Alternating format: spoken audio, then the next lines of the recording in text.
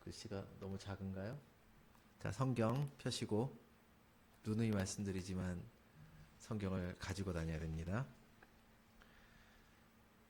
읽겠습니다. 그러나 무엇이든지 내게 유익하던 것을 내가 그리스도를 위하여 다 해로 여길 뿐더러 또한 모든 것을 해로 여김은 내 주 그리스도 예수를 아는 지식이 가장 고상하기 때문이라. 내가 그를 위하여 모든 것을 잃어버리고 배설물로 여김은 그리스도를 얻고 그 안에서 발견되려 함이니 내가 가진 의는 율법에서 난 것이 아니요 오직 그리스도를 믿음으로 말미암은 것이니 곧 믿음으로 하나님께로부터 난 의라. 아멘. 저는 오늘 여러분이 세상의 가치와 세상의 기준을 내려놓고 예수님을 아는 지식이 내 인생의 가장 가치 있는 기준임을 깨달아 여러분의 삶에서 무언가를 잃더라도 혹은 투자하게 되더라도 진정으로 귀한 것을 얻는 그런 영적인 투자의 삶을 살기를 원하는 마음으로 이 말씀을 준비하였습니다. 우리가 누군가를 만나면은 주고받는 게 있죠. 보통 사회생활 하면요, 뭘 주고받죠? 예, 명함을 주고받죠. 돈을 주고받습니다. 뭐 이런 거 아니겠죠? 자, 명함을 주고받습니다. 요즘에는 좀 잘 주고받지 않나요?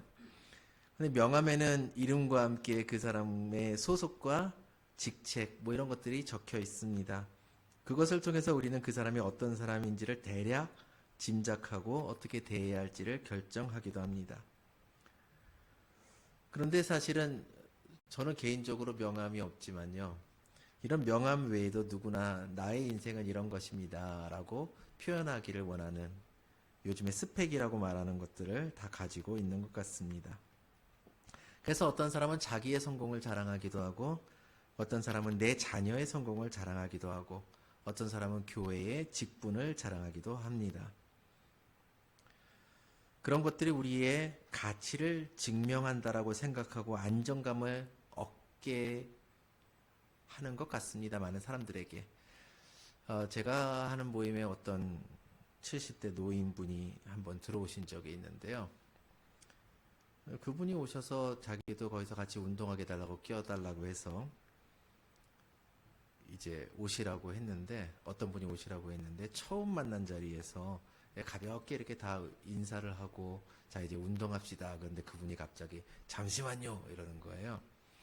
뭘 그렇게 잠시만요 그러나 했는데 갑자기 외람되지만 제가 지금까지 살아온 날들에 대해서 잠시 말씀을 드리겠습니다. 그러시는 거예요. 뭘 잠시 말씀드리려나 그랬는데 자기의 어린 시절부터 70대 때까지의 그 이야기를 다들 짧은 시간 운동을 하는데 한 15분, 20분을 쭉 일대기를 말씀을 하시는 거예요. 아, 저분은 자기의 살아온 날들을 남들이 알아주기를 굉장히 원하는구나. 또 어떤 사람은 이 사람은 어떤 삶을 살아갔는지를 알고 싶은데 도무지 개방을 안 하는 사람도 또 있습니다. 사람마다의 성향이 좀 다른 것 같아요. 어떤 목사님은 그 교회 가서 주보를 딱 봤는데요. 주보 한 귀퉁이 한 요만한 공간에 정말 깨알 같은 글씨로 사람이 눈으로 볼 수 있는 제일 작은 글씨로 그분의 스펙이요. 쫙 써 있는데 읽는데 한참 걸렸어요. 너무 작고 너무 많이 써 있어서. 그렇게 알아달라고 하는 것 같기도 합니다. 그런데 오늘 이 글을 쓴 사도 바울은 그 누구보다도 화려하고 완벽한 명함을 가졌던 사람인 것 같습니다. 빌립보서 3장 4절에서 그가 말하기를 육체를 신뢰할 만하다 그렇게 이야기를 합니다.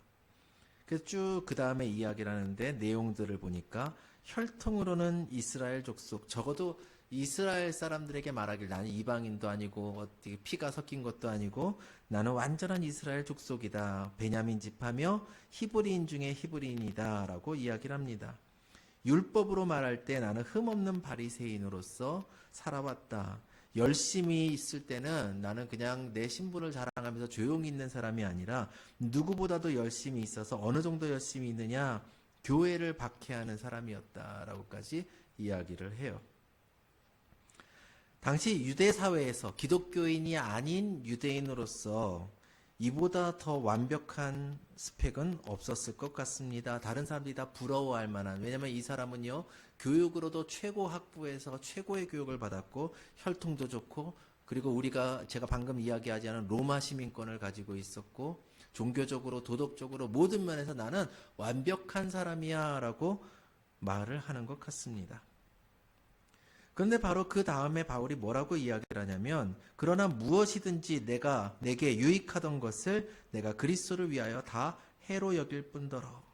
이것이 그냥 단순한 겸손이 아닙니다. 내가 최고의 학부를 나오고 난 유학을 어디를 갔다 오고 나는 박사학위가 있고 그러면서 나는 열심히 있어서 세상에서 이런 사회활동들을 해왔고 막 자랑하는 사람이 나는 그 모든 것을 다 해로 여긴다라고 이야기를 하는 거예요. 아까 제가 자기 일대기를 말씀한 분을 이야기를 했지만 보통 우리가 오늘날 세상에서 누군가가 자기 스펙을 쭉 자랑하면서 자랑 끝에 그런데 이게 다 소용없더라고요 하면 우리가 겸손으로 여기기보다는 자랑할 거 다 자랑하고 겸손하다는 말까지 듣고 싶은가 보다 아마 그렇게 생각할 것 같습니다. 그런데 바울이 지금 자기 스펙을 쭉 이야기하고 나서 이것을 다 해로 여긴다라는 것은 무엇이냐? 다른 사람들이 부러워할 만한 그 모든 조건들, 너희들이 봐도, 너희들이 들어도 그것은 정말로 굉장한 조건들이 아니냐. 그런데 이 모든 것이 다 쓸데없다라고 오히려 강조하기 위해서 이것을 이야기한 거예요. 그가 아무것도 갖지 않은 사람인데 나는 내가 세상에서 있는 것들은 다 필요 없다라고 생각해 라고 말한 것이 아니라 바울은 자기가 정말로 굉장한 것들을 가지고 있던 사람이었고 그것을 해로 여긴다라고 고백하며 실제로 그 모든 것들을 다 버려버린 사람이기 때문에 그렇습니다. 그는 그것들을 쓸 때가 있었어요. 언제 썼습니까?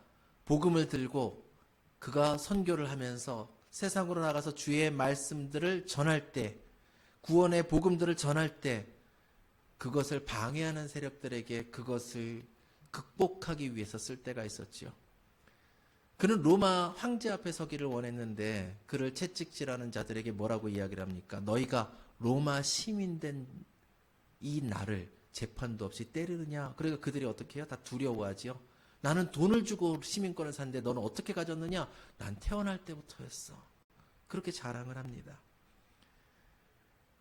누군가가 그에게 지식으로서 싸우자고 덤빌 때 그는 어떻게 해요? 자기가 공부했던 그 모든 성경적인 지식을 다 동원해서 하나님께서 이러함으로 예수 그리스도를 우리에게 메시아로 주신 것이 맞다라고 증명하던 바로 그럴 때 그가 사용했을 뿐 자기가 지나오면서 가졌던 모든 것들은 다 필요 없다라고 그는 고백을 하고 있는 거예요. C.T. 스터드라는 분이 있습니다. 이분은 그 크라켓이라는 그 스포츠가 있죠. 영국의 한 대학의 그 크라켓 그 팀의 주장이었어요. 케임브리지 대학에. 아주 국가적인 스타였었고요. 국가대표팀에 속해서 팀을 몇 번이나 우승하게 만든 그런 아주 훌륭한 사람이었습니다. 그는 굉장히 부유한 집에서 태어났고 유산이 막대한 사람이었습니다. 그렇지만 그는 그 모든 것들을 다 버리고 중국 내지 선교회라는 게 뭐냐면 당시에 선교를 하러 이렇게 배를 타고 중국으로 가면은 주로 선교가 다 해안가를 중심으로 이루어졌어요. 언제나 그 자국 군대라던가 어떤 자국 행정에 도움을 받을 수가 있고 언제든지 또 도피할 수도 있고 등등 여러 가지 이유로요. 그러다가 그 선교가 중국의 내륙 쪽으로 이제 이어지기 시작했는데 많이 위험했고 많이 목숨을 잃게 되었던 그런 선교 활동이었습니다. 그런데 그는 중국 내지 선교의 소속이었었고 그리고 선교사로 떠납니다. 우리가 또 아는 사람이 있죠. 에릭 리들이란 분입니다. 그는 불의 전차라는 영화의 주인공이기도 했었지요. 스코틀랜드의 육상 선수로서 1924년 올림픽에 주일날 결승전이 열린다는 것으로 그는 결국 출전을 포기하고 다른 선수의 양보로 400m에 출전해서 금메달을 땁니다. 그도 역시 중국 선교사로 헌신했고요. 2차 대전 중에 일본군 포로가 되어서 수용소에 갇히고 그곳에서 병들고 지친 이들을 돌보다가 뇌종양으로 생을 마감합니다. 그들은 세상에서 자기가 가졌던 그 영광스러운 것들을 다 배설물처럼 여기고 버린 사람들이었습니다. 무엇 때문에 버렸어요? 자기가 가진 진정으로 귀한 것, 그 고귀한 것, 그것이 얼마나 위대한지, 얼마나 귀한지, 얼마나 가치 있는지를 알기 때문에 그들은 그것을 버릴 수가 있었습니다. 우리도 세상의 명함을 내려놓아야 할 때가 있습니다. 바울이 자랑했던 명함들, 가문이나 학벌이나 열심이나 혹은 신분이나 이 모든 것들은 그 자체로 악한 것이 아닙니다. 그 당시 사람들이 가지길 원했던 유익한 것들이었었죠. 우리에게도 마찬가지 아닙니까? 여러분, 세상에 돈이라는 것이 악한가요? 악하진 않습니다. 그러나 악하게 쓸 수 있는 것들이겠지요. 많으면 좋다라고 이야기합니다. 그것이 그러나 우리를 타락으로 이끌 때도 있습니다. 중요한 것은 이것을 어떻게 사용하는지가 훨씬 더 중요할 것입니다. 예수님을 만나기 전 바울은 그것들이 자기의 정체성이라고 생각을 했습니다. 나는 그런 사람이라고 그는 믿었을 것입니다. 그리고 그것을 활용할 때 예수 그리스도를 믿고 하나님의 자녀가 된 자들을 핍박하는 것에 그것을 썼던 사람이었습니다. 그리고 오히려 그 핍박, 자기가 저질렀던 하나님 앞에 죄악들을 가지고 오히려 그것이 하나님 앞에 큰 상급으로 돌아올 것을 믿었던 사람이기도 합니다. 우리의 명함은 어떻습니까? 우리도 마찬가지겠지요. 세상의 스펙을 쌓기 위해서 얼마나 노력합니까? 제가 대학 다닐 때보다 요즘 대학생들은 훨씬 더 열심히 공부하고 노력하는 것 같습니다. 우리 때 토플 같은 걸 공부하는 학생들은 뭐 유학을 목적으로 하는 그런 학생들만 공부했던 것 같은데 요즘엔 대학들에서 토플이나 토익들을 졸업 요건으로 세우는 대학들도 많습니다. 그 외에도 온갖 자격증을 따서 취업하기 위해 도움이 되는 것이라면 얼마나 열심히 그들이 헌신하고 노력을 쏟아붓는지 모릅니다. 그것을 위해서 어떤 이들은 건강도 투자하고요. 재물도 투자하고 시간도 투자하고 그렇게 하지요. 심지어는 우리의 신앙도 많이 투자합니다. 왜냐하면 세상이요. 어떻게든 교회 못 가게 하려고. 시험은 왜 그렇게 다 주일날 많은지. 그렇죠? 제가 중국에 잠시 그 선교지를 알아보러 갔을 때 그 선교사님 자녀들은요. 중국에는 주일날도 수업을 할 수가 있더라고요. 학교들이요. 학교에서 주일날 수업을 하는데 교회에 예배 있는 시간에 그렇게 중요한 수업을 놓는다는 거예요. 그러니까 우리나라로 치면 국영수를 꼭 주일날 예배 시간에 그 수업을 한다는 겁니다. 왜요? 교회 못 가게 하려고. 근데 이 목사님 자녀들이 그냥 수업 안 가고 결석도 점수 받고 그리고 그러니까 점수 뭐지요? 감점되고 그리고 진도를 자기가 따로 공부해야 하더라도 그냥 학교를 빠지고 교회를 간 거예요. 그랬더니 나중에는 수업을 안 하고 기숙사에 이 셔터를 내려갖고 잠궈버려서 그 시간에 아무도 못 나가게 하더라는 겁니다. 세상은 우리를 그렇게 공격해요. 우리는 그 정도까지는 아니지만 오늘날에는 너의 미래를 위해서는 너의 신앙을 잠시 내려놓고 포기해야 돼라고 하며 우리의 신앙을 세상에 양보하게끔 만듭니다. 이렇게 쌓아갔던 우리의 스펙들. 바울은요. 다메섹에서 그가 다메섹으로 가는 그 길에서 예수님을 만난 그 순간 깨달았습니다. 내가 지금까지 쌓아왔던 이것들이 얼마나 허망했던 것들인가, 얼마나 초라했던 것인가. 나중에 그것을 뭐라고 표현해요? 그것을 배설물로 여긴다라고까지도 표현합니다. 도저히 내가 더 이상 가지고 있을 수 없을 만큼 더러운 것이라고까지도 표현하였다라는 것입니다. 그는 이전까지 자기가 가졌던 바리새인 중에 바리새인, 히브리인 중에 히브리인이라는 그러한 스펙을요. 그리스도 예수의 종이라는 당시에 사람 취급을 받지 못했던 그 종이라는 신분으로 그러나 예수 그리스도의 종이 세상에서 내가 가졌던 로마의 시민이든 바리새인이든 히브리인이든 그 어떤 신분보다도 더 귀하다라고 그는 이야기하고 있는 것입니다. 그러므로 그는 이제는 더 이상 세상이 준 나의 이름이 아니라 한국 사람들 참 이거 좋아하거든요. 미국 가니까 유학생활 중에 학교 총장이든 누구든요. 좀 친해지면 다 이름으로 불러요. 자기 직접 선생님만 성으로 부릅니다. 근데 한국에 살면서요. 제가 운동하거나 아니면 어디에서 사람들을 만날 때요. 본명을 모르겠어요. 하도 김 사장님, 박 사장님, 이 사장님 어디 가면 다 사장님이래요. 저 사람의 본명은 뭘까? 명함 주기 전에는 모르겠더라고요. 여러분, 이제는요, 하늘에서 여러분에게 내려온 그 이름으로, 그 신분으로 살아가는 여러분 되시기를 축원합니다. 우리 여권이 있잖아요. 한국에 있을 때 여권 별로 없지만 외국에서 한국에 오면 여권 갖고 있잖아요. 우리도 나갈 때 여권 있고요. 여러분의 신분인 거예요. 여러분의 여권은, 그곳에 찍힌 여러분의 시민권은 이 땅의 대한민국이 아닌 천국의 시민권이라고 성경은 우리에게 분명히 말씀하고 있기 때문에 그렇습니다. 그러므로 여러분, 더 큰 기쁨을 위해서 이제 여러분의 동기가 전환되어야 됩니다. 무슨 동기가 전환되어야 되냐면요, 우리는 종종 신앙생활하면서 천국을 위해서 나를 희생한다라고 생각하기가 쉬워요. 세상에서 무엇인가를 포기한다라고 생각하기가 쉽습니다. 세상의 즐거움을 참아야 돼요. 다른 사람들은 가갖고 주말이면은 뭐 불금 막 이러면서 놀고 막 술도 마시고 어디 가서 춤도 추고. 근데 내가 하고 싶은 것들을 뭔가 자꾸 끊어야 된다. 나는 참아야 된다. 고통받아야 된다. 다른 종교들은 이런 고행을 이야기하는 곳들이 많이 있지요.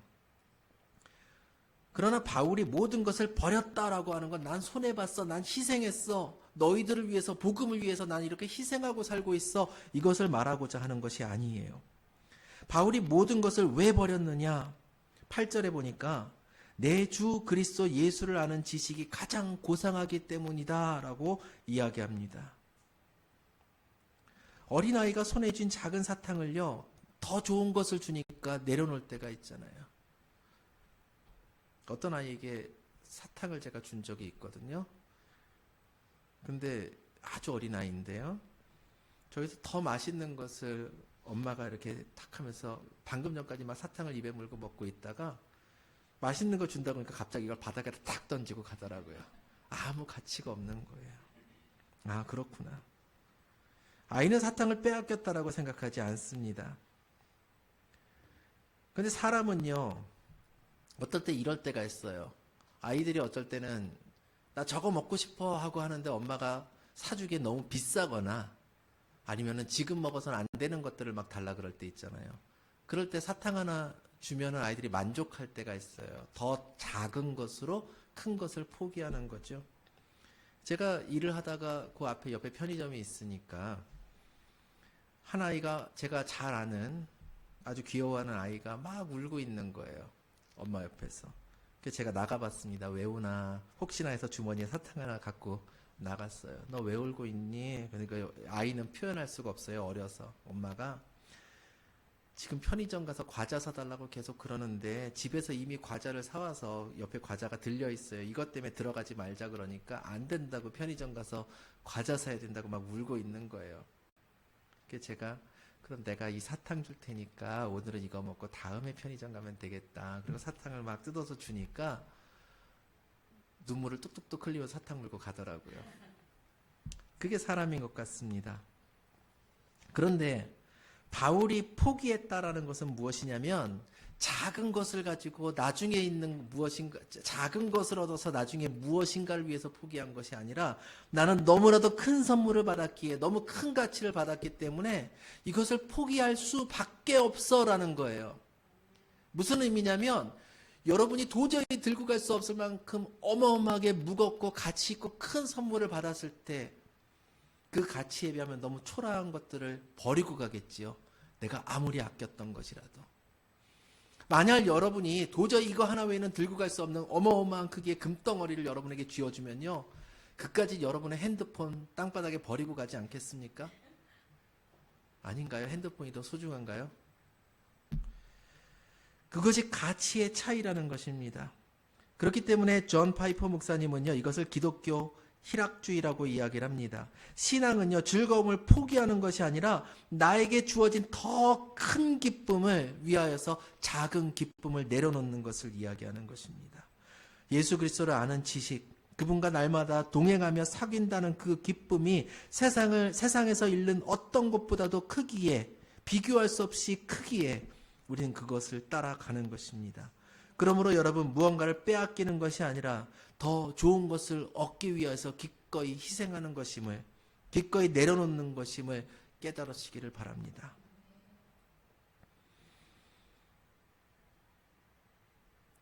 이것을 제가 준비하다가 문득 그 생각이 들더라고요. 안중근 의사의 어머님이 재판에 이제 사형 선고가 내려지고 나니까 이게 항고라 그러나요? 항고죠. 항고하지 말라고 이야기합니다. 고등법원 쪽이니까요. 항고에서 너의 목숨을 유지하려고 하는 것보다 네가 가지고 있는 그 가치가 훨씬 크니 너는 담대히 죽음을 맞이하고 그 가치의 귀함을 세상에 알리라고 이야기를 했다는 것입니다. 그보다 더 큰 천국의 가치를 위해서 우리는 무엇을 포기할 수 있습니까? 사실 우린 포기하지 않고 쥐고 있느라고 그 큰 가치를 들고 가지 못할 때가 있죠.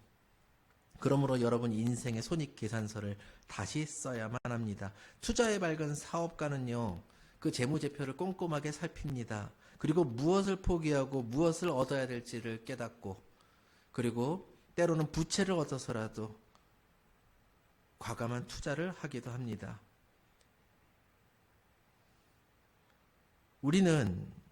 우리가 가졌던 귀한 것, 바울사도를 이야기한다면 완벽한 학벌이나 혈통이나 어떠한 열심이라도 그것을 비용으로 투자해서 버리고 그 이후에 그가 얻을 귀한 이익을 그는 추구했다라는 것입니다. 어떻게 그럴 수가 있을까요? 어떻게 우리가 가진 귀한 것들, 우리가 가진 귀한 게 대체 뭐가 있지요? 집입니까? 차입니까? 가족입니까? 아니면 내가 가진 스마트폰입니까? 바울이 이것들을 버릴 수 있었던 이유는요, 그것을 투자해야만 예수 그리스도로 인한 영원한 천국이 주어지기 때문에 포기한 것이 아니고, 그가 가지고 있었던 그 귀한 자산들이 예수 그리스도를 믿고 천국의 시민권을 얻는데 방해가 되었기 때문에 그렇습니다. 우리도 방해되잖아요. 때로는 세상의 것들이 우리를 방해하잖아요. 이제 우리의 차례가 되었습니다. 우리 인생의 손익계산서, 내가 가진 재무제표가 어떤지를 정직하게 들여다 보아야 됩니다. 나의 성공이나 나의 성행이나 나의 계획을 여전히 자산으로 여기고 예수 그리스도를 얻기 위한 그 길을 가지 않을 때가 있기 때문인 것이지요. 어떤 사람이 대담에서 이야기한 것을 제가 들은 기억이 있는데요. 인생을 타인의 시선으로 바라보라고 그런 이야기하더라고요. 사실 해결책이 우리 안에 있진 않지만 답은 우리 안에 있다라고 그는 이야기를 합니다. 뭐 성경 말씀은 아닙니다. 이것은 듣고 흘리셔도 되겠지만 무슨 말이냐면요, 우리가 연극을 보거나 소설을 읽거나 영화를 보면요, 주인공의 행동이 합당하지 않고 한심할 때가 있어요. 뒤돌아봐. 뒤에 범인이 있어. 저쪽 길로 가. 거기 너의 성공이 있어.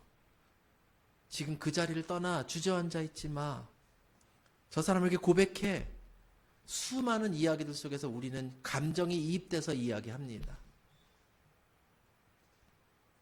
그런데 나는 그렇게 바라보지 못해요.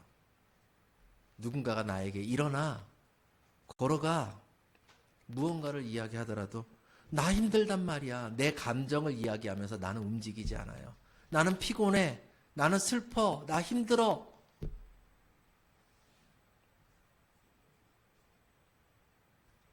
예수 그리스도를 믿고 천국을 가는 길에서 사실은 우리를 객관적으로 바라보면 우리가 가야 될 길은 너무나도 분명합니다. 다만 지금 내가 가진 그 것들이요, 너무 소중해요. 놓고 싶지 않아요. 이것을 놔야만 되는데 놓지 않는 것입니다.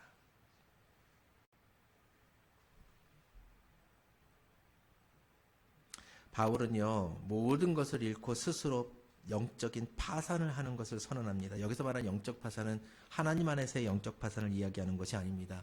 영적인 면에서 그의 삶의 모든 것을 이제 파산시킨다라고 선언하는 것입니다. 그는 내 힘으로, 내 노력으로 하나님 앞에 나는 내세울 의의가 없다라고 인정합니다.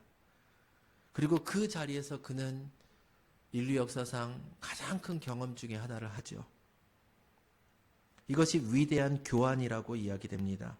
9절 말씀에 보니까 이렇게 말씀하죠. 우리 9절 말씀 볼까요? 그 안에서 발견되려 함이니, 그리스도 안에서 발견되려 함이니 내가 가진 의는 율법에서 난 것이 아니요 오직 그리스도를 믿음으로 말미암은 것이니 곧 믿음으로 하나님께로부터 난 의라. 그 안에서 발견되기 원했다라는 것입니다. 그는 자기가 가진 모든 것들을 배설물처럼 버림으로 예수 그리스도 안에서 발견되기를 원한 거예요.